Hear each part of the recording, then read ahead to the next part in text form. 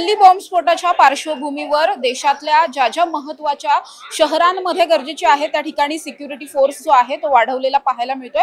त्याचप्रमाणे पुणे, मुंबई, नागपूर सारख्या शहरांमध्ये सुद्धा मोठ्या प्रमाणात पोलीस बंदोबस्त जो आहे तो तैनात करण्यात आलाय। जी काही सेन्सिटिव्ह किंवा गर्दीची ठिकाणं आहेत, ऐतिहासिक वास्तू आहेत, पर्यटन स्थळं आहेत, या ठिकाणी आता सगळ्याच नागरिकांची चौकशी केली जाते आणि पोलीस बंदोबस्तात सुद्धा कुठेतरी वाढ केलेली पाहायला मिळते। आता मी पुणे रेल्वे स्टेशनवरती उभी आहे।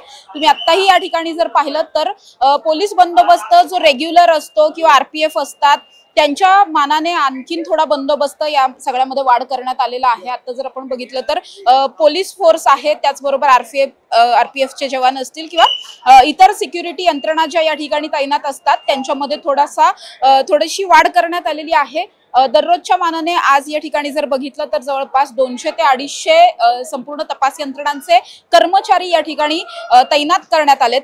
जिथे कुठे संशयास्पद एखादी ऍक्टिव्हिटी आढळेल त्या ठिकाणी जाऊन चौकशी केली जाते। काही प्रवाशांची चौकशी केली जाते, जे प्रवासी कुठेतरी संशयास्पद वाटतात त्यांच्याविषयी त्यांची सुद्धा चौकशी केली जाते। त्याचबरोबर रेग्युलर बेसिसवर आपण जर बघायला गेलो तर अनेकदा याच पुणे रेल्वे स्थानकावरून बॅगा घेऊन जाणारे, लगेज घेऊन जाणारे जे प्रवासी असतात, अनेकदा असं होतं की हे प्रवासी लगेजचं चेकिंग न करता पुढे जातात। मात्र कालची जी घटना घडली त्या घटनेच्या नंतर जर आता आपण बघितलं तर खूप मोठ्या संख्येने या ठिकाणी येणाऱ्या प्रत्येक नागरिकाला, प्रत्येक प्रवाशाला या ठिकाणी बॅग चेकिंग करण्यासाठी सांगितलं जात आहे। प्रत्येकाची बॅग चेक झाल्याशिवाय कुणालाही पुढे जाऊ दिलं जात नाहीये। अशाच पद्धतीने संपूर्ण सिक्युरिटी ही सर्व गेटवरती असलेली पाहायला मिळते।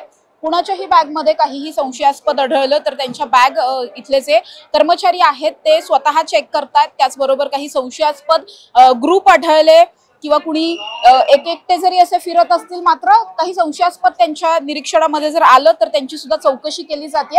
आणि अशाच पद्धतीने पोलीस बंदोबस्त हा मोठ्या संख्येने संपूर्ण पुणे रेल्वे स्थानकावरती तैनात करण्यात आलाय। त्याचबरोबर मग स्वारगेटचं बस स्थानक असेल किंवा श्रीमंत दगडूशेठ हलवाई मंदिर परिसर असेल किंवा ज्या ठिकाणी अशा पद्धतीने पुणे शहरात मोठ्या प्रमाणात गर्दी असते किंवा परदेशी पर्यटक मोठ्या संख्येने असतात, देशातले पर्यटक मोठ्या संख्येने असतात, अशी गर्दीची ठिकाणं, सेन्सिटिव्ह ठिकाणं, या आधी ज्या ठिकाणांवरती अनेकदा धमकीचे फोन कॉल्स येत असतात किंवा अशा पद्धतीने जी सेन्सिटिव्ह ठिकाणं आहेत अशा सगळ्याच ठिकाणांवरती हा पोलीस बंदोबस्त जो आहे तो वाढवलेला आपल्याला पाहायला मिळतोय।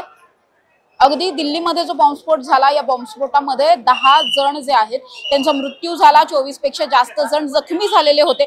अगदी अनपेक्षित असा हा बॉम्बस्फोट होता। राजधानी दिल्लीमध्ये अशा पद्धतीची भयंकर घटना घडल्यामुळे संपूर्ण देश हादरलेला आहे आणि त्यामुळे देशात इतर कुठेही अशा पद्धतीने काही घडू नये या दृष्टिकोनातून संपूर्ण प्रिकॉशन्स घेतल्या जातात।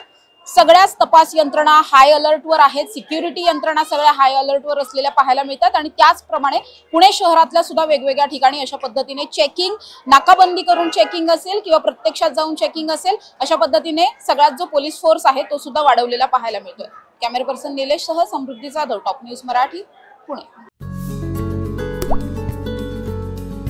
आता जोकासू एसटीपी या अत्याधुनिक जॅपनीज तंत्रज्ञानाने सुसज्ज, quick installation, energy efficient, noiseless blowers, low maintenance या आणि अशा वैशिष्ट्यांनी परिपूर्ण जोकासू एसटीपी तंत्रज्ञान प्रकल्प उभारणीपासून ते विक्री पश्चात समाधानकारक सेवा देणारी, भारताबरोबरच परदेशात देखील प्रकल्पांची यशस्वी उभारणी करणारी company Deccan water treatment private limited.